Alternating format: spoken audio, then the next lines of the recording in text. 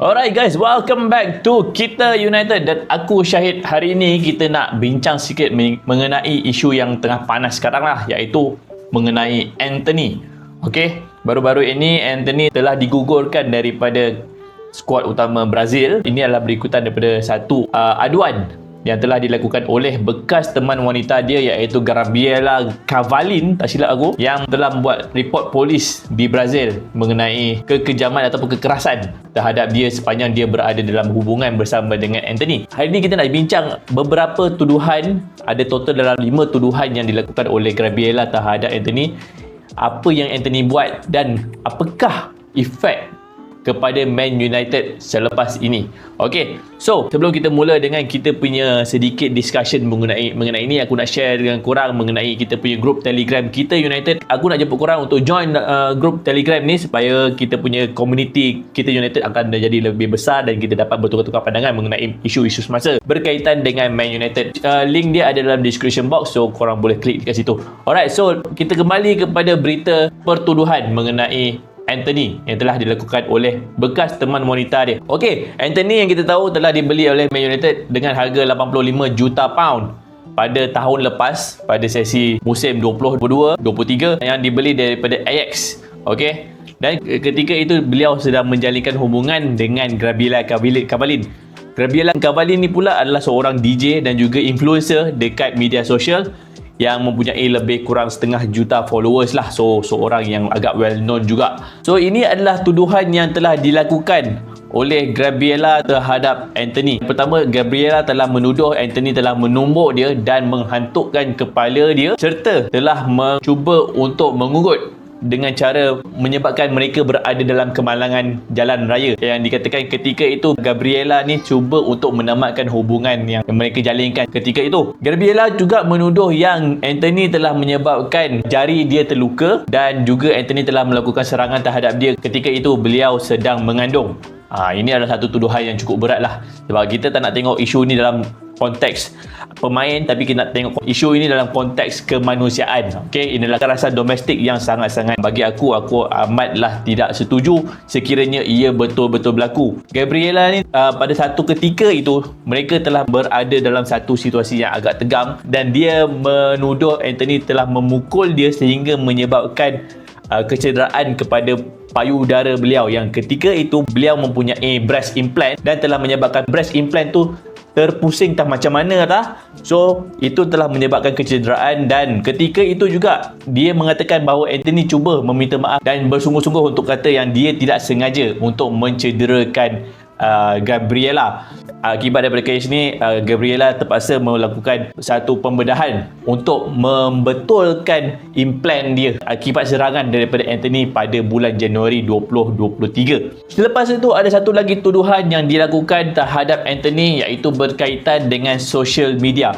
Okey, Gabriela telah menuduh Antony dia telah menuduh Antony yang menuduh dia menekan butang like terhadap posting yang dilakukan oleh Neymar. So ini adalah berkaitan dengan jealousy ataupun cemburu telah dilakukan oleh Antony. Gabriela mengatakan bahawa dia tidak like pun foto yang dikeluarkan oleh Neymar, tapi dia like foto yang dilakukan oleh mutual friend. Mutual friend kepada Gabriela terhadap gambar Neymar. So dia like gambar tersebut, bukan directly dia like gambar dekat social media Neymar. Dia mengatakan bahawa benda ini dia lakukan ketika 4 tahun lepas dan bukanlah dilakukan semasa dia berada dalam hubungan bersama dengan Antony. Jadi ketika dia bersama dengan Antony, dia mengatakan bahawa dia tak like langsung gambar mana-mana lelaki dan juga tidak berhubung dengan mana-mana lelaki, termasuk kawan mutual friend dia yang dia like gambar tu dan juga Neymar. Ini adalah tuduhan yang kedua. Yang ketiga, Gabriela mengatakan bahawa rumah yang didiami oleh Antony telah berlaku banyak kerosakan akibat tindak tanduk Antony yang telah merosakkan barang-barang yang ada dekat dalam rumah tersebut. Ini adalah termasuk dengan barang-barang yang dimiliki oleh Gabriela. Dia menuduh Antony telah mengambil pasport dia dan mak dan ayah tiri Antony terpaksa mengurung Antony dekat dalam satu court bola sepak di dalam rumah yang dikelilingi oleh pagar. Aku tak tahulah macam mana rupa dia tu kan. Tapi ini menunjukkan bahawa mereka cuba melindung diri mereka daripada diserang oleh Anthony. So sekiranya ini betul, ia menunjukkan bahawa Anthony mempunyai satu, bagi aku, anger management yang bermasalah. Masalah panas baran yang tidak ditunjukkan dekat luar, tapi inilah yang berlaku dekat dalam rumah tangga dia. Dia juga telah mengugut untuk membunuh dia dan juga mengatakan bahawa Gabriela telah memusnahkan hidup dia. So at that point dia kata cukup dan dia tak mahu ada apa-apa lagi. Jadi disebabkan daripada kerosakan barang-barang dalam rumah ini, kat sini juga Gabriela telah menerima satu kecederaan yang dia terpaksa bergegas ke hospital untuk mendapatkan rawatan. Dan yang seterusnya adalah satu lagi ugutan ganas yang telah diterima oleh Gabriela, dan ini berlaku ketika mereka berada di Sao Paulo, dan ketika ini Gabriela telah mengandung 17 minggu yang dikatakan adalah anak Anthony. Ini adalah kali pertama beliau diserang oleh Anthony, di mana Anthony telah menarik dia keluar daripada kelab malam tersebut dengan cara menarik tangan dan rambut dan menolak dia ke dalam kereta. So mereka sepatutnya melakukan satu aktiviti yang agak romantik di kelab malam tersebut, meluangkan masa yang terbaik, tapi ia tidak berlaku. Dan ketika itu Gabriela telah mengatakan bahawa Anthony berkata sekiranya Gabriela tak berada bersama dengan Anthony telah mengugut Gabriela untuk tidak bersama dengan siapa-siapa pun selepas ini. So dia adalah satu ugutan yang orang kata cuba untuk menakut-nakutkan Gabriela. Dan ketika ini Gabriela telah mengatakan bahawa Anthony telah memandu kenderaan dengan sangat laju dengan sekitar 124 batu sejam, so lebih kurang 200 km sejam, dan menyebabkan mereka berasa takut. Dan selepas itu Anthony telah pun memberhentikan kenderaan tersebut di tepi jalan dan berjalan keluar daripada kereta untuk cuba menenangkan diri.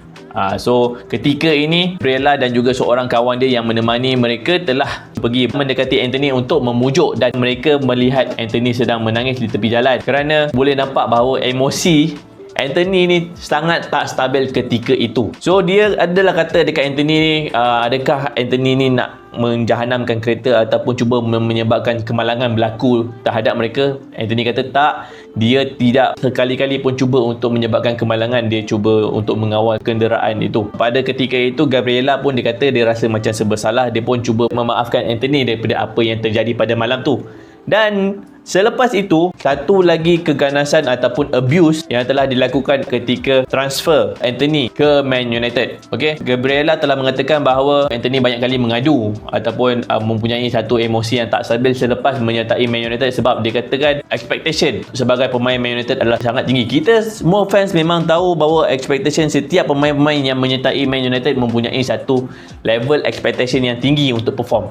Okey, lagi-lagi bila Anthony telah berpindah ke Man United dengan satu price tag yang agak besar. Jadi ini telah menyebabkan bebanan kepada Anthony untuk memberikan yang terbaik sepanjang dia bermain untuk Man United. Dan kita nampak pada season lepas Anthony boleh dikatakan dia punya performance adalah so-so saja. So ini telah memberikan tekanan kepada dia dan telah menyebabkan satu berlakunya domestic abuse di kalangan rumah tangga dia. Dan ini juga telah menyebabkan permainan dia semakin merudum dan semakin banyak perkara-perkara yang buruk terjadi kepada dia di dalam dan juga di luar padang. So itu adalah apa yang terjadi dekat Gabriela dan juga Anthony, dan ini telah memberi efek kepada Anthony dan juga Man United. Okay, so selepas benda ni burst dekat dalam media sosial, Anthony pun telah membuat satu statement bahawa apa yang telah dikatakan oleh Gabriela yang aku cerita panjang lebar tadi adalah tidak benar. Okay, dan dia akan cuba membersihkan nama dia daripada tuduhan-tuduhan ini. Dan ini mengingatkan kepada kita semua mengenai Mason Greenwood yang pada tahun lepas Mason Greenwood telah dituduh melakukan keganasan domestik terhadap girlfriend dia. Ini telah menyebabkan Mason Greenwood telah digantung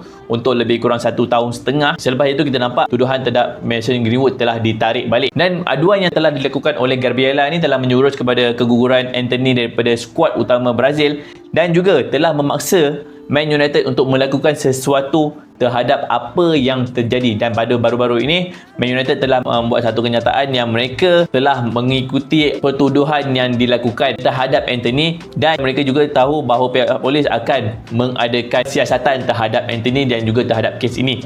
Okey, untuk apa-apa perkara lain, klub tidak akan melakukan apa-apa komen mengenai perkara ini. Dan mereka juga mengatakan bahawa mereka mengambil kira perkara ini dengan sangat serius dan apa-apa impak terhadap semua orang termasuk dengan mangsa keganasan domestik ini. So, apakah pilihan yang mereka ada? Adakah Man United akan menggantung Anthony disebabkan perkara ini? Sebab ia adalah satu benda yang masih belum lagi mempunyai titik notah yang sebenar-benarnya seperti yang terjadi kepada Mason Greenwood. Tapi mereka sekarang telah mengambil kira semua pandangan termasuk dengan Women's Aid dan juga PFA iaitu Professional Footballers Association yang masa depan Anthony juga perlu diambil kira sebab kita tak nak jadi seperti Mason Greenwood yang pertuduhan telah dilakukan dan selepas itu pertuduhan ditarik balik dan menyebabkan Mason Greenwood punya masa depan dekat Man United telah menjadi sama-sama. Jadi kalau kita nak banding case by case antara Mason Greenwood dan juga Anthony, ini adalah pandangan aku sendiri. Sekiranya Man United adalah sebuah kelab yang menitik beratkan keadilan kepada semua pihak, bagi aku personally mungkin sedikit tidak adil untuk Anthony digantung, tapi itu mungkinlah antara jalan yang terbaik yang perlu dilakukan oleh Erik ten Hag dan juga management Man United sebab Mason Greenwood telah dituduh dan digantung selama 1 tahun setengah dan tuduhan itu telah pun dibatalkan. Mungkin ini adalah salah satu skrip yang sama yang perlu dilakukan walaupun tak ada keputusan rasmi lagi sebab benda ini masih lagi baru, tapi mungkin ini adalah salah satu jalan yang perlu dilakukan oleh Erik ten Hag dan juga Man United. So, itulah apa yang terjadi terhadap Anthony dan juga Gabriela dan sesungguhnya perkara ini pasti akan memberikan pening kepala kepada Erik ten Hag sebab baru-baru ni Sancho pun dah buat hal dekat Man United dan kini yang terbaru mengenai Anthony juga, dan kedua-duanya kalau kita tengok atas padang bermain dalam posisi yang sama akan memberikan lebih banyak tekanan kepada Erik ten Hag. So, kita berharap benda ini akan dapat diselesaikan dengan secepat mungkin, diselesaikan dengan teliti sebab ini bukan sahaja melibatkan bola sepak, ini melibatkan kemanusiaan dan juga memberikan mesej mengenai keganasan domestik kepada semua orang. Mungkin adik-adik yang nak main bola sepak, emosi perlu dijaga dan juga keganasan ataupun panas baran perlulah dikawal untuk jadi seorang pemain yang bagus. Dan juga bagi pihak wanita, sekiranya anda menerima keganasan domestik terhadap anda, report perlu dilakukan dengan secepat mungkin. Dan sekiranya benda tu tak terjadi, janganlah buat report yang palsu yang boleh menyebabkan masa depan seseorang pemain ataupun seseorang lelaki itu musnah. Okey, so itu saja mengenai berita Anthony pada kali ini. Apa pendapat korang mengenai kes ini? Korang boleh komen dekat bawah, dan sekiranya korang suka dengan info kali ini, pastikan korang tekan butang like, share dan subscribe, dan aku akan tunggu korang punya komen dan akan respon kepada korang punya komen nanti. So I'll see you in the next one. Bye bye.